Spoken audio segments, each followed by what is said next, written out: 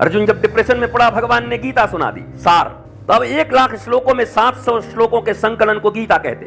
तुम सोचो कि जिनको जन्म दिया है, क्या वो 20 साल बाद इस देश में ठीक से रह पाएंगे?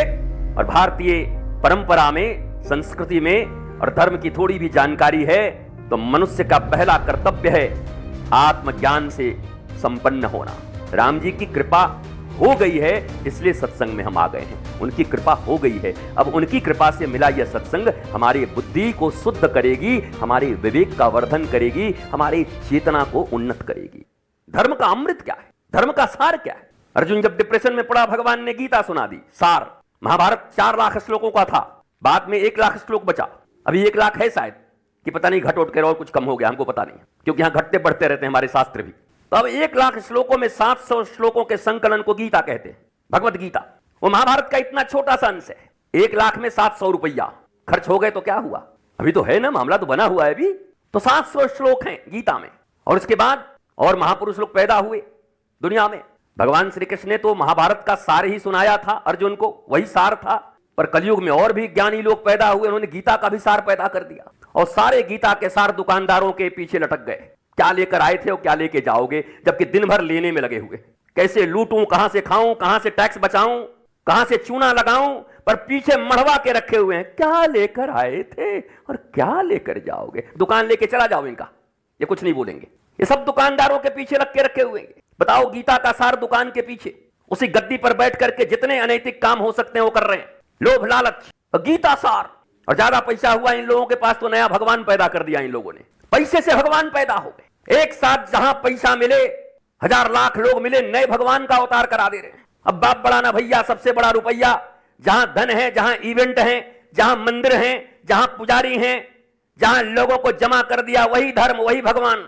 पर भारतीय सनातन संस्कृति का मूल गायब हो गया। और मैंने कई बार कहा है, झंडे और डंडों से कोई देश नहीं बचता। झंडे और डंडों से कोई संस्कृति और धर्म की रक्षा नहीं होती। झंडे डंडे और गुंबद बदलते रहते हैं। तुम्हारे देश में कईयों बार बदल गए, तुमको पता नहीं चला? तुमने बड़े बड़े गुंबज बनाए, गुंबज बदल गए। तुमने झंडे लगाए, झंडे बदल गए। तुमने डंडे गाड़ा, डंडा उखाड़ ले गए। अगर इतने धर्म पालना करने वाले और संस्कृति के मानने वाले लोग थे तो कैसे हट गए गुंबद, कैसे उखड़ गए तुम्हारे डंडे और झंडे? आज भी इस मौलिक विषय पर भारत चिंतन करने को राजी नहीं है।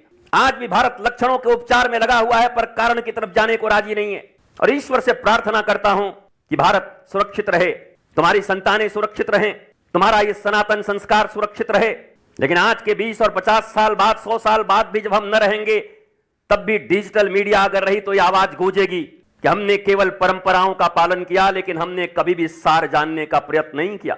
और जब जब तत्व और सार की बातें कोई करने आया तो उसे समाज में अकेला छोड़ दिया गया, क्योंकि ये भीड़ भाड़ और भेड़ लुटेरों की है। जहां जितना लोभ है वहां उतना ही भीड़ है। लोभ न हो तो बाप के पास आदमी नहीं बैठता। बाप के पास अगर पैसे ना हो तो कह देते चुपचाप बैठो बाबूजी, क्या बड़बड़ करते रहते हो, बुढ़ा गए अब, बक बक बक बक करते रहते हैं। आपको एक चौकी मिला है ना, चुपचाप बैठिए। बाप की भी इज्जत नहीं करते लोग। और जिनसे कोई रिश्ता नहीं, पता है महाभ्रष्टाचारी आदमी है, महाशैतान आदमी है, पर रुपया इतना है कि 4 बार चचा प्रणाम। अपनी नैतिकता ही बेचकर बैठे हैं। कभी कभी खुद भी आईने के सामने खड़ा होकर के सोचा करो कि हम आदमी हैं, मनुष्य हैं। तुम्हें बड़ी लज्जा आएगी कि नहीं, आदमियत तो मेरे भीतर कुछ है नहीं। न नीति है, न नियत है, न ओज है, न शौर्य है, न तेज है, न बल है, न प्रतीक्षा है, न परीक्षा है, न तितिक्षा है, न किसी बात की समीक्षा है। तुम्हें बड़ा ताज्जुब होगा खुद के ऊपर कि मैं भी इसी भीड़ में बह गया। और यकीन मानो कि एक भीड़ के हिस्से ही हो, इससे ज्यादा कुछ नहीं हो। इस भीड़ के हिस्से में एक बुलबुले की तरह किसी दिन मिट जाओगे। कोई अस्तित्व नहीं तुम्हारा, तुम्हारी कोई हस्ती नहीं है। लोभ ने तुम्हें इतना असक्त बना दिया है, पर वास्तव में तुम्हारे लोभ और लाभ को जो पूर्ण कर सकता है वो सात्विक धर्म, वो मौलिक धर्म, उस धर्म को तुम अपनाने को राजी नहीं हो। क्योंकि जीवन है इंस्टेंट एनर्जी, ग्लूकॉन डी, तत्काल चाहिए, अभी खड़े हुए और अभी माल मिल जाए। पर कोई भगवान राम की तरह 14 वर्ष वनवास काटने को राजी नहीं है। तुरंत पिताजी पे मुकदमा कर देगा, अरे ऐसे ही दे देगा तू, हैं 4 भाई है, ऐसे ही दे देगा हमके, तू अपनी पत्नी के दिले हुआ वचन देवत रहा, हम जाई वनवास। पूरी जनता हमारे साथ खड़ी है, अयोध्या हमारे साथ खड़ी है, गुरुदेव भी हमारे साथ खड़े हैं, भाई हमारे साथ खड़े हैं। जिस भाई के लिए राज्य मांगा गया वो भाई भी मेरे पक्ष में खड़ा है। भरत, कौन माई का लाल है जो मुझे वनवास देगा? एक मंथरा और एक कैकेयी को छोड़कर कोई भी नहीं चाहती, अयोध्या की 1% जनता नहीं चाहती कि राम को गद्दी न मिले और राम वनवास चले जाएं। दशरथ जी ने मांगा जरूर था, बाद में वो भी मुकर गए थे। राम जी से कहे कि हम हमारा बदनामी हो जाने दे, पर तू यहीं रह। पर भगवान राम ने धर्म, हम उन्हीं राम का नाम लेते हैं, हमें कोई तितिक्षा नहीं, कोई प्रतीक्षा नहीं। केवल हम नाम लेंगे पर प्रतीक्षा नहीं हमारे भीतर। इस देश की सेवा करने वाले अनेक लोग हैं। मुझे खुलकर बोलने में कभी कोई असुविधा आज तक नहीं हुई, किसी की प्रशंसा करने में राष्ट्र के साथ जो खड़ा है। क्योंकि अगर आप मुंह देकर प्रशंसा करोगे और रुक जाओगे अपने लाभ या हानि के डर से, तब तो फिर आप भाड़ हुए। भाटों का काम था राजा का बस जय जयकार करना। हमारे यहां सबसे अच्छे राजा हुए राजा पृथु, जिनके नाम से पृथ्वी कहा गया इनको। पृथु का जब राज्याभिषेक हुआ तो जितने भी मंत्री थे, जितने भी लोग थे, जितने भी लोग जय हो पृथ्वी महाराज की जय हो, हमारे राजा की जय हो, सूरवीर की जय हो, लोक कल्याणकारी पालक राजा की जय हो। पृथु ने पकड़ा एक मंत्री को, अभी तो मैं राजगद्दी पे बैठा हूं, मैंने कोई सेवा की नहीं, तो काय को जय जयकार कर रहा है। चमचागिरी की भी हद होती है भाई। ये भागवत में तुम्हारा पढ़ो, भागवत में लिखा है। पकड़ लिया पृथु ने कि अभी तो हम बैठे भी नहीं, अभी तो चुनाव हुआ है। अरे जरा 2-4 साल काम कर लेने देते, जनता को आनंदित हो जाने देते, फिर जय जयकार करते। पर ये जितने भाट और चारण होते हैं, बोले बाद में फिर थोड़ी पकड़ में आएंगे, अब ये जय जयकार करके अपने आसपास में स्थान बना लो, हम तो शुरू से आपके साथ हैं, जय जयकार करके। ये किस बात का जय जयकार है, किस बात का है? और थोड़ा भी प्रज्ञावान राजा हो तो समझ जाता है कि ऐसे जय जयकार करने वाले लोग उनके भी कभी नहीं है, कुर्सियों के पीछे दौड़ते हैं। एक सत्यवादी, निष्ठा संपन्न, लोक कल्याणकारी, प्रजापालक नेतृत्व के पीछे अगर खड़े हो तो तुम्हें गौरव होना चाहिए। पर केवल अपने लाभ और लोभ के लिए, निजी लोभ और लाभ के लिए न अपनी संतानों का लाभ देख रहे हो। ये निजी लोभ और लाभ देख करके खंडित भारत हो गए। 1857 के बाद 7 डिवाइड हो गए तुम्हारे भारत के। और जब से भारतवर्ष आर्यावर्त कहा जाता है, तब से मैंने कहा 25 से ऊपर डिवीजन हो गए Bharat. Bharat cut cut cut cut cut cut cut cut cut cut. अब ये भारत, और ये भी जो है वो भी आपको पता है कितना है आपका, क्या हालत है, समझ है तुम्हारी।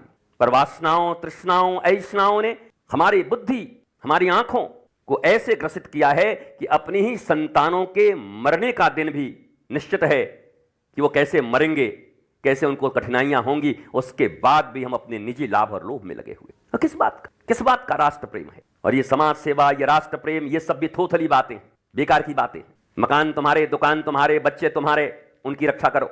ये राष्ट्र सेवा का दंभ मत भरो। तुम सोचो कि जिनको जन्म दिया है, क्या वो 20 साल बाद इस देश में ठीक से रह पाएंगे? क्या वो सुरक्षित हैं? तो जिनको जन्म दिए हो उनको सुरक्षित रखने का प्रयास करो। यह अहंकार छोड़ दो कि तुम राष्ट्र सेवक हो, यह अहंकार छोड़ दो कि तुम समाज की सेवा कर रहे हो। घर घर राष्ट्र सेवक, घर घर समाज सेवक। अपनी सेवा हुई नहीं, आत्म सेवा, आत्मज्ञान हुआ नहीं, घर की सेवा ठीक से हुई नहीं, राष्ट्र सेवक, समाज सेवक, समाज का सेवा करने निकले। एक दिन हमें हंसी आ रही थी, दुकान में आदमी खोजो तो आदमी नहीं मिल रहा, आश्रम में आजकल लोग नहीं मिल रहे कि फूलों को कौन देखे, ये रील इत्यादि ये लोग बनाते हैं, ये लाइव कौन करे, ये साउंड पिछले 2 महीने से ठीक नहीं हो रहा है, सारे साउंड है, उसके बाद ठीक करने वाला कोई नहीं है, गंदगियां पड़ी रहती है, अंबार सफाई करने वाला कोई नहीं है, दुकानों में आदमी नहीं मिल रहे हैं, मकानों में आदमी नहीं मिल रहे हैं, आश्रमों में आदमी नहीं मिल रहे हैं सेवा करने के लिए, पैसे देने के बाद भी ठीक से नहीं मिल रहे हैं।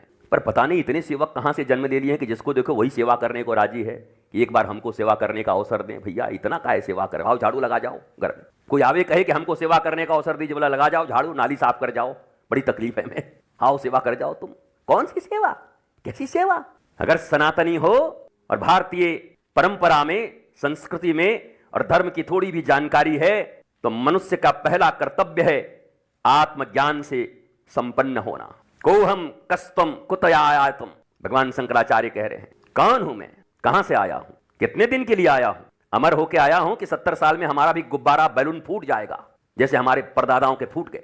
ये मीमांसा नहीं करते। इस मीमांसा को प्राप्त होने के बाद किसी व्यक्ति को किसी विशेषण की जरूरत नहीं है, बल्कि आत्मज्ञानी मनुष्य जब भी होगा तो लोक कल्याणकारी होगा ही। आत्मज्ञानी मतलब राष्ट्र सेवक, आत्मज्ञानी मतलब लोक कल्याणकारी, आत्मज्ञानी मतलब वसुधैव कुटुंबकम को मानने वाला, आत्मज्ञानी मतलब प्रकृति का रक्षक, आत्मज्ञानी मतलब धर्म का रक्षक। पर आत्मज्ञानी जो नहीं है वो विशेषण लगा सकते हैं पर वो हो नहीं सकते। और याद रखो, भारत की दुर्दशा का भी कारण यही है, और भारत का किसी दिन सुदशा आएगा तो उसका कारण भी यही होगा कि आत्मज्ञानी लोग बढ़ेंगे भारत में, धीरे धीरे सेल्फ को जानने का प्रयत्न करेंगे। अपने मन की रक्षा जो कर पाया वो अपने राष्ट्र की भी रक्षा कर पाएगा, नहीं तो जिसने मन की रक्षा नहीं की वो ISI के हाथों बिक जाएगा, पाकिस्तान के हाथों, जहां एक मोटा रकम आया बिक जाएंगे। तो ये मन की रक्षा कौन करेगा, ये चित्त की रक्षा कौन करेगा, ये विकृत बुद्धि की रक्षा कौन करेगा? उसके लिए गोस्वामी जी ने बहुत प्यारी बात लिखी, बिनु सत्संग विवेक न होई और राम कृपा बिन सुलभ न सोई। सत्संग ही तुम्हारे इस विकृत बुद्धि को विवेक के द्वारा ठीक करेगा। तुम्हारे अनियंत्रित मन की रक्षा, चित्त के भीतर जो अनंत भोग विलास ऐषणा वासना तृष्णा भरी हुई है, उनका समन करके मानवीय जीवन के मूल लक्ष्य को समझकर उस प्राप्ति की दिशा में अगर तुम्हें कोई अग्रसर करेगा तो वो तुम्हारा विवेक करेगा। और विवेक की प्राप्ति का स्थल गोस्वामी जी ने घोषणा कर दिया कि वो सत्संग है। और सत्संग कैसे प्राप्त होता है? बोला राम कृपा बिन सुलभ न सोई। सत्संग में राम जी की कृपा प्राप्त करने नहीं आते, राम जी की कृपा हो गई है इसलिए सत्संग में हम आ गए हैं। उनकी कृपा हो गई है, अब उनकी कृपा से मिला यह सत्संग हमारी बुद्धि को शुद्ध करेगी, हमारे विवेक का वर्धन करेगी, हमारी चेतना को उन्नत करेगी, हमारे भीतर रचनात्मक ऊर्जा को भर देगी। विध्वंसात्मक नहीं, रचनात्मक।